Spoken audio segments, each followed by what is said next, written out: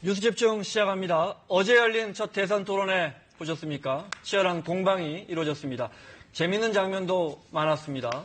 후보를 평가하기엔 시간이 너무 부족했다, 이런 분석도 나오는데요. 네, 토론의 핵심 장면들을 경희대 노동일 교수와 함께 정리해보도록 하겠습니다. 어서 오십시오. 네, 안녕하세요. 2시간 넘게 했습니다. 네. 가장 기억에 남는 인상적인 장면이 있다면요? 인상적인 장면, 기대했던 장면이요. 네. 과연 홍준표 후보가 문재인 후보를 어떻게 제압하나. 10분 만에 제압한다고 이렇게 하도 네. 여러 번 했으니까. 네.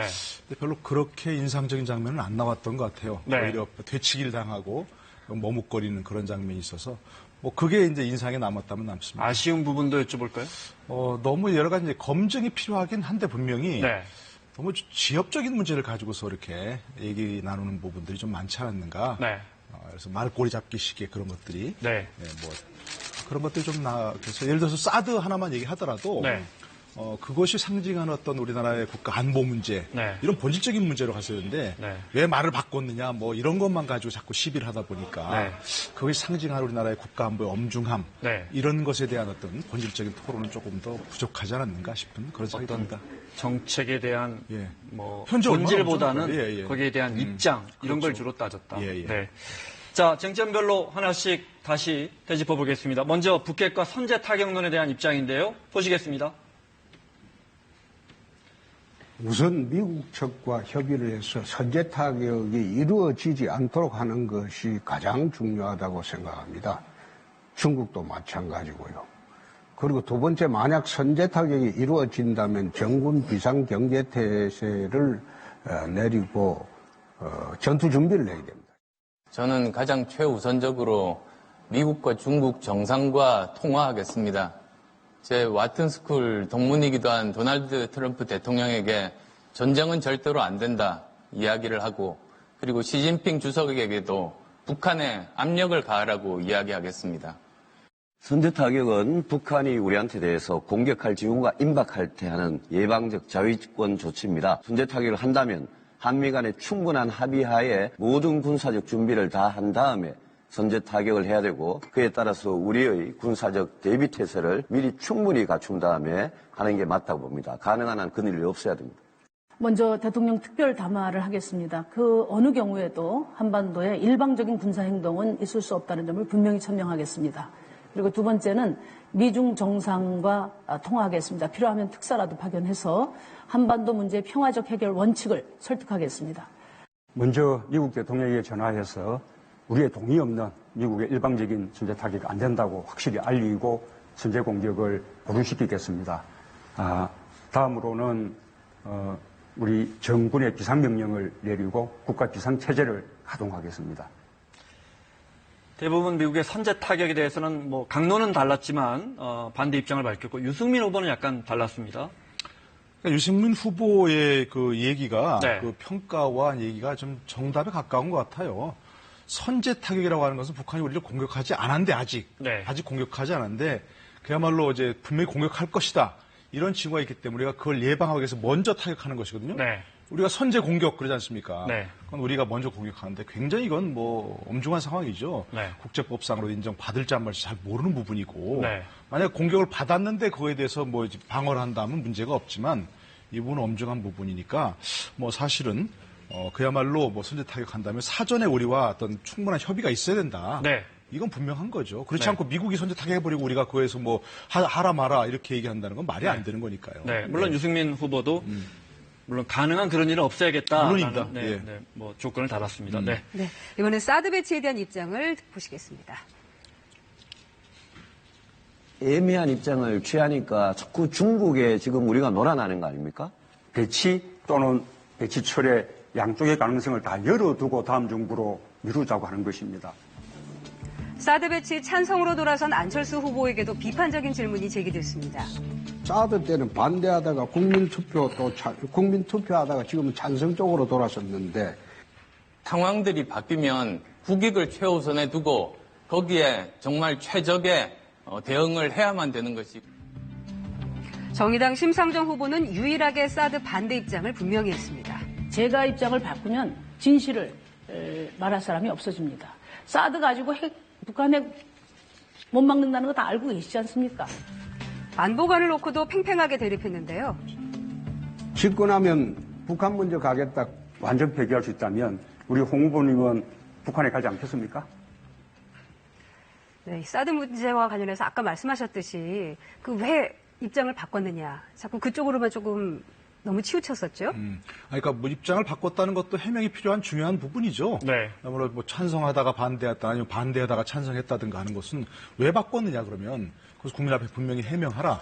이런 설명을 요구하는 건 뭐 분명한 것 같고요. 그런 점에서. 그러나 이제 한 걸음 더 나갔어야지. 단지 그게 문제가 아니라 네. 현재 사드 배치를 둘러싼 그런 논란이 상징하는 우리 한반도의 엄중한 안보 위기 이걸 어떻게 해결할 것인가. 대통령이 되면 네. 그 부분에서 어떤 조치를 취할 것인가.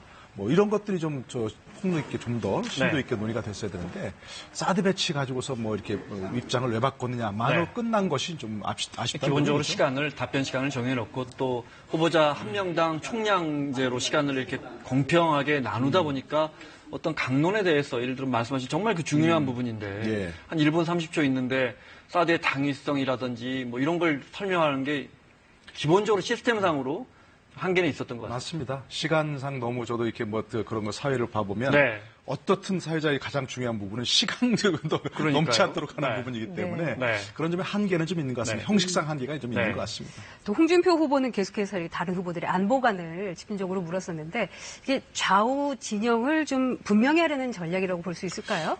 이번 대선이 지금 이제 진영 논리가 크게 사라진 것 같아요. 네. 과거처럼 이제 뭐 예를 들어서 보수 진보 또는 진보 보수 후보가 양강을 이루는 것이 아니고 지금은 거의 이제 과거 이 전통적인 측면에서 보자면 야권 후보가 지금 양강을 이루는 상황 아니겠습니까? 네. 그러다 보니까 뚜렷한 진영 논리가 좀 형성이 안 네. 되고 있고요.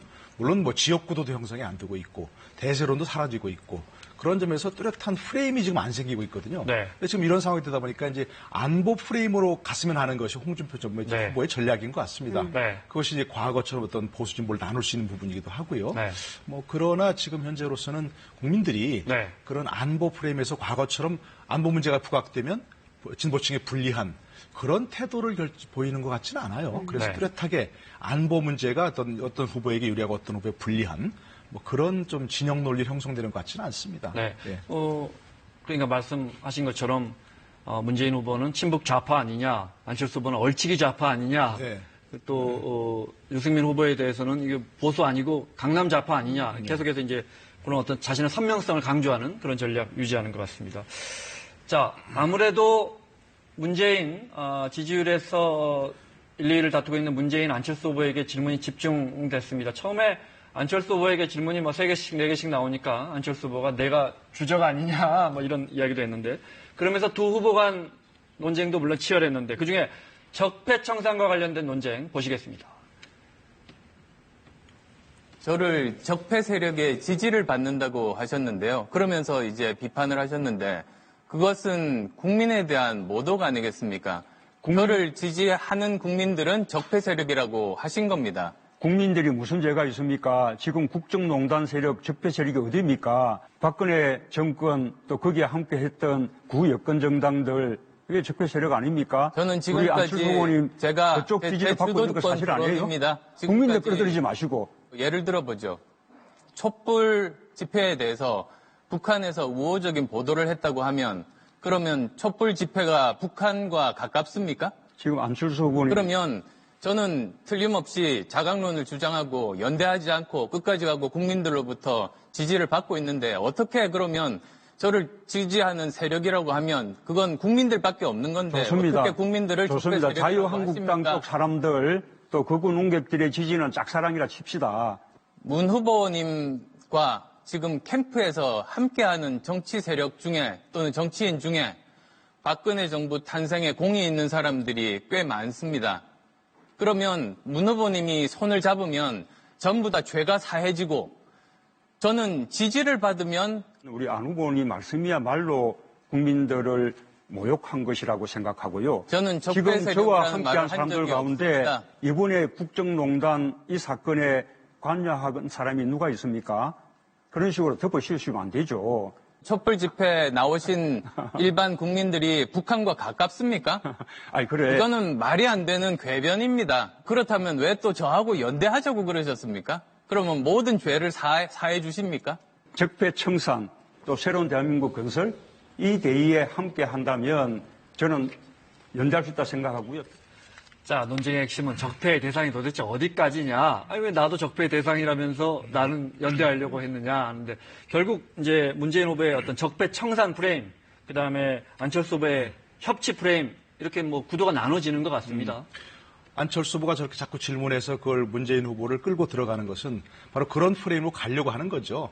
아마도 이제 문재인 후보 본인도 그렇고 그 진영, 민주당 진영에서도 그렇고 경선 이후에는 적폐청산이라는 말 잘 안 씁니다, 지금. 네. 경선 과정에 계속 썼지만. 네. 물론 그 자체를 이제 인식을 버린 것은 아니라고 보이지만.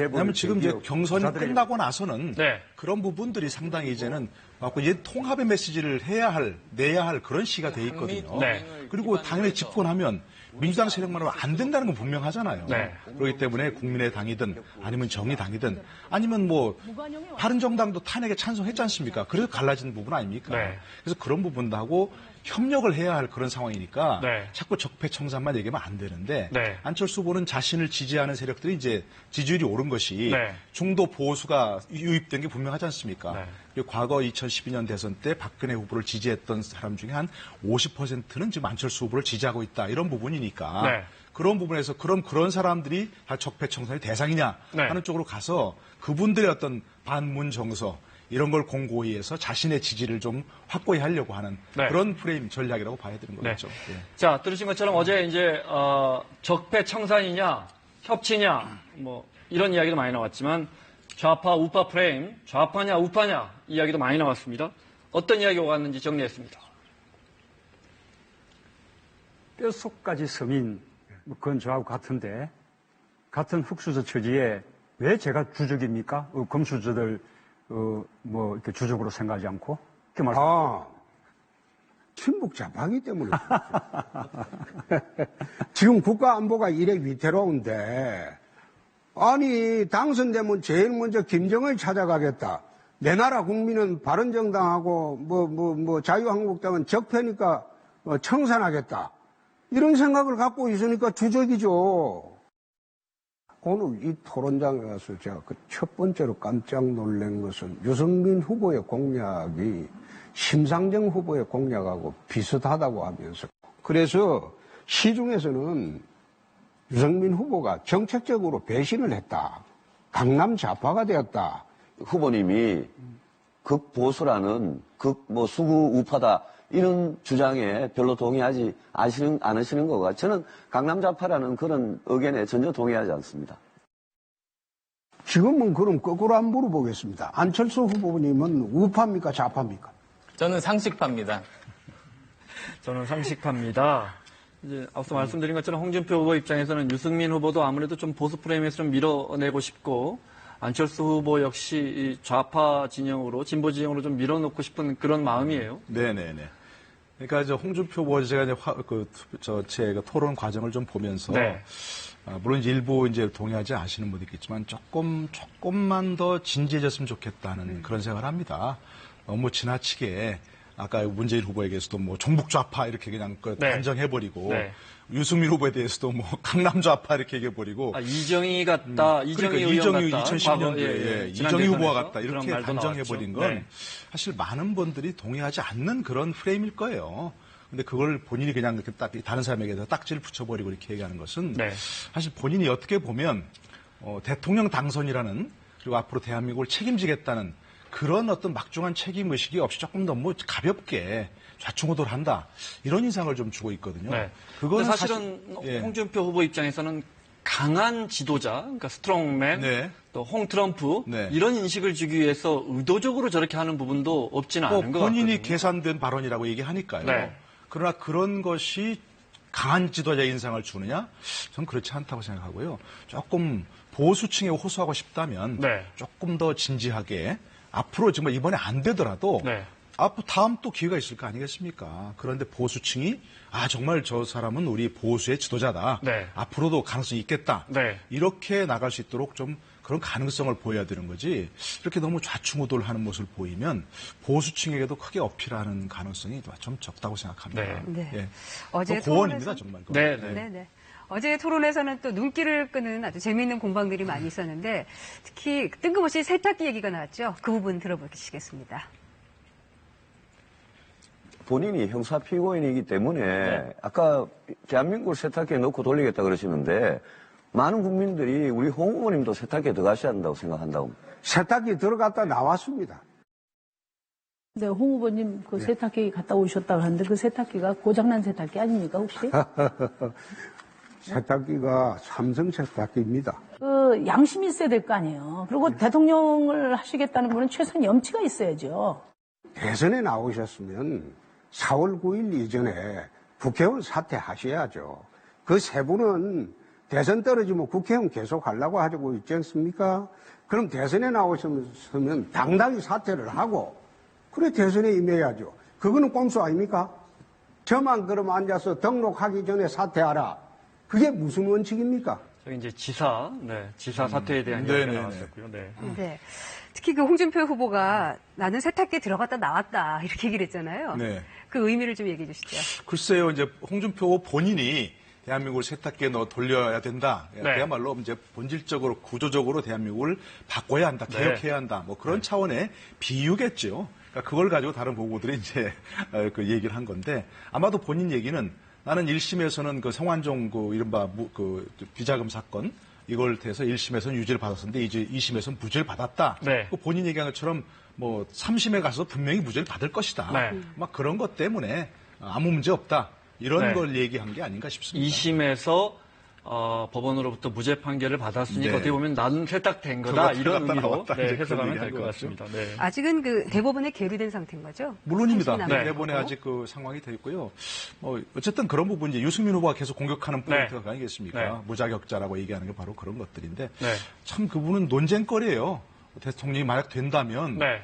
재판을 중지해야 되느냐 아니면 계속해서 의무죄를 가려야 되느냐 하는 부분도 네. 난감하고요. 네. 이런 부분은 그 참 어떻게 될지 잘 어제 모르겠어요. 홍 후보는 그 네. 부분에 대해서 만약에 내가 대통령이 되면 대통령 된 다음에 그 죄를 만약에 유죄 판결이 날 리는 없지만 된다면 대통령 임기가 끝난 다음에 그 죄를 받겠다 네. 이런 답도 했습니다. 그러니까요. 네.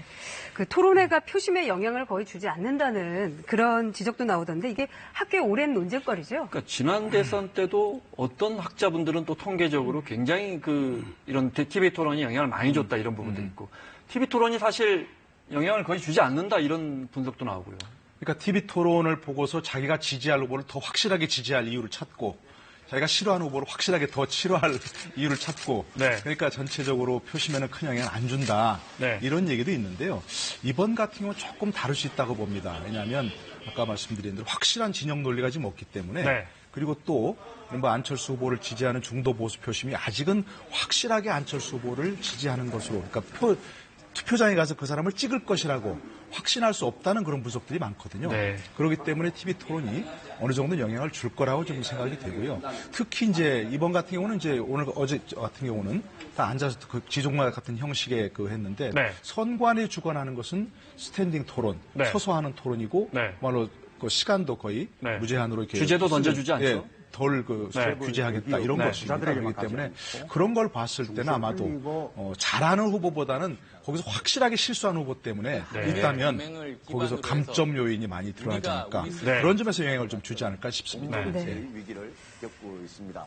토론의 형식 면에서 잠깐 언급하셨지만 네. 어떤 점이 좀 아쉬우셨어요? 어제 2시간 넘게 했지만 사실은 질문 빼고 이렇게 하면 결국 한 후보가 대답할 수 있는 시간이 20분가량밖에 안 된다 이런 지적도 그러니까요. 나오고. 네. 바람직하기로는 그야말로 1, 2위 후보 간에 네. 서서 그야말로 미국처럼 네. 다 소매 걷어붙이고 네. 무제한으로 이렇게 토론하는 그런 것이 바람직하다고 봅니다. 네. 그러나 우리나라 선거법상 그게 지금 불가능한 상황일 것 같고요. 그러니까 조금이라도 예를 들어서 좀 형식을 바꿔서 법을 개정해야 되겠죠? 네. 법을 개정해서라도 뭔가 좀 제대로 된 1대1 후보 토론 그런 것을 많이 좀 해야 되지 않을까 그러면 싶긴 해요. 안철수 후보가 제안한 끝장 토론은 지금 선거법상으로는 두 사람만 나오고 그것을 우리가 예를 들어 종편이나 KBS에서 방송하는 건 어렵습니까? 안 됩니다. 제도상으로 안 되는군요. 그렇습니다. 선거법상 선거방송에서 안 되고요. 네. 현재로서 일정한 퍼센티지 이상을 후보들은 다 참석을 시키는 네. 그런 형식밖에는 지금 현재 가능하지 않습니다. 네. 네. 앞으로 대선 주자들의 TV 토론을 몇 번이나 더 볼 수 있는 겁니까? 아직 확실하진 않고 KBS가 지금 19일 밤 10시 하는 걸로 지금 초청 토론이 확정돼 있고 중앙선관위 주관하는 토론이 지금 2회 예정돼 있는데 그 날짜나 지금 확실히 정해졌는지는 잘 모르겠습니다. 네, 예. 알겠습니다. 예. 자, 끝으로 이제 이번 주말이면 이제 후보자 등록이 됩니다. 네. 그리고 나서 뭐 흔히들 이달 말이면 이제 투표용지 인쇄에 들어간다고 하는데 5명입니다.